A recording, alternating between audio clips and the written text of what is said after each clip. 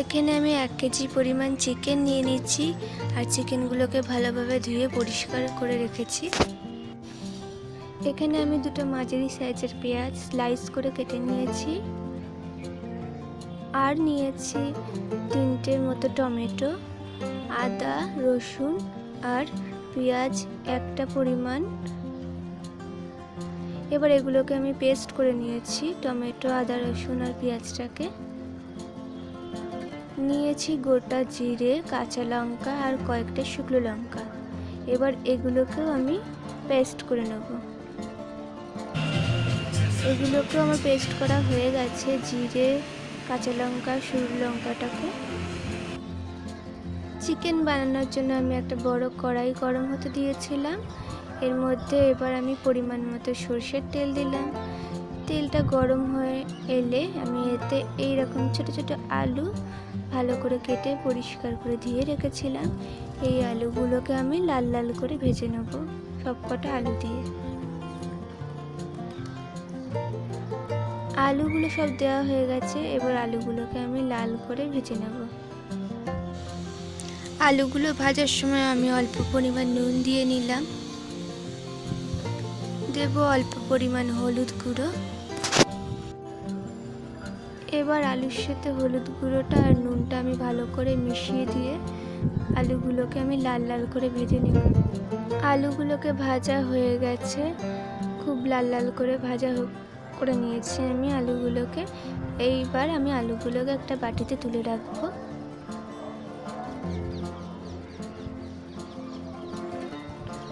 বেঁচে যাওয়া আলু ভাজার তেলের মধ্যে আমি এবার কুচো করে রাখা পেঁয়াজগুলো দিয়ে নিচ্ছি। পেঁয়াজগুলোকেও খুব লাল করে ফার্স্টে ভেজে নিতে হবে, নাড়াচাড়া করে আমি পেঁয়াজগুলোকে ভালোভাবে ভেজে নিচ্ছি। এবার দুটো তেজপাতা আমি ভাজতে থাকা পেঁয়াজটার মধ্যে দিয়ে নিলাম এবং ভালোভাবে ভেজে নেব তেজপাতাটাও। এবার আমি দিয়ে দিচ্ছি টমেটো যে পেস্ট করে রেখেছিলাম, টমেটো আদা রসুনের পেস্টটা, সেটা দিয়ে আমি পেঁয়াজের সাথে ভালোভাবে মিশিয়ে এটাকে তেল ছাড়া অবধি কষিয়ে নিচ্ছি। পেঁয়াজ বাটা আর আদা রসুন বাটাটা থেকে তেল ছেড়ে এসেছে। এবার আমি মশলাটা পেস্ট করে রেখেছিলাম সেটা দিয়ে নিলাম।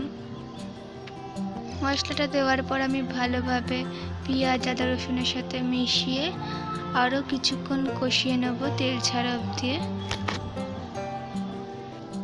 মশলাটা থেকে তেল ছেড়ে এসছে অল্প অল্প। এই পর্যায়ে আমি চিকেনগুলো যে ধুয়ে রেখেছিলাম সেই চিকেনগুলো একে একে মশলার মধ্যে দিয়ে নিচ্ছি। চিকেনগুলো দেওয়া হয়ে গেছে, এবার চিকেনগুলোকে আমি মশলার সাথে ভালোভাবে মিশিয়ে নেব। আপনাদের সবাইকে স্বাগত। মিশিয়ে 3 থেকে 4 মিনিট আপনাদের সাথে কষিয়ে নিতে হবে। পাতলা লাল ঝোল শেয়ার করব। গরমের দিনে চিকেন খেতে কার না ভালো লাগে। এরপর আমি 2 চামচ পরিমাণ হলুদ গুঁড়ো দিয়ে নিচ্ছি। গরমের দিনে রান্না করে খান, তবে খেতে কিন্তু অনেক সুস্বাদু লাগবে। এবার দিলাম আমি স্বাদ মতো লবণ করছি, আসুন দেখে নিই। আপনারা আপনাদের স্বাদ মতো লবণ দেবেন। এরপর লবণ আর হলুদটা আমি মাংসের সাথে ভালোভাবে মিশিয়ে নিচ্ছি। আমি 4 চামচ মতো টক দই ফেটিয়ে রেখেছিলাম, সেটা আমি মাংসের মধ্যে দিয়ে নিলাম। এরপর টক দইটাকে আমি মাংসের সাথে ভালোভাবে মিশিয়ে নিচ্ছি এবং ভালোভাবে মিশিয়ে আরও কিছুক্ষণ কষিয়ে নিচ্ছি মাংসটাকে। যে বাটিতে দই রেখেছিলাম সেই বাটিটা ধুয়েই আমি 2 চামচ পরিমাণ জল মাংসের মধ্যে দিয়ে নিলাম, দিয়ে আবারও ভালোভাবে মিশিয়ে দিচ্ছি। হাফ চামচ পরিমাণ চিনি দিয়ে নিলাম। চিনিটা দিয়ে ভালোভাবে মিশিয়ে নিচ্ছি মাংসের সাথে।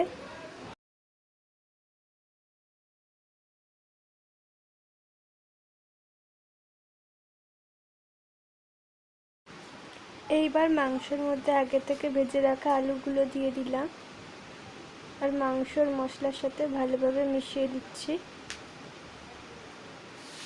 দিয়ে আরও কিছুক্ষণ আমি কষিয়ে নেব।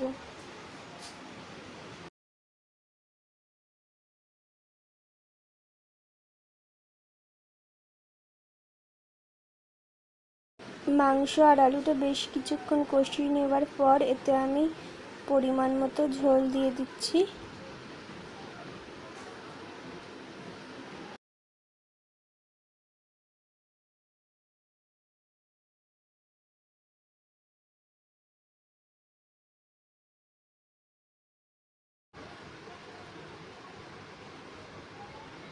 ঝোলটা ফুটে এসেছে। এরপর এতে আমি 1 চামচ পরিমাণ গরম মশলা গুঁড়ো দিয়ে নিচ্ছি। দিয়ে ঝোলটাকে আমি ভালোভাবে নাড়াচাড়া করে গরম মশলাটা মিশিয়ে নিচ্ছি। ঝোলটা আবার 5 মিনিট ফুটে এলেই মাংসের ঝোল বা কারি, গরমের হালকা পাতলা মাংসের ঝোল গরম ভাতের সাথে খাওয়ার জন্য একদম রেডি হয়ে গেছে।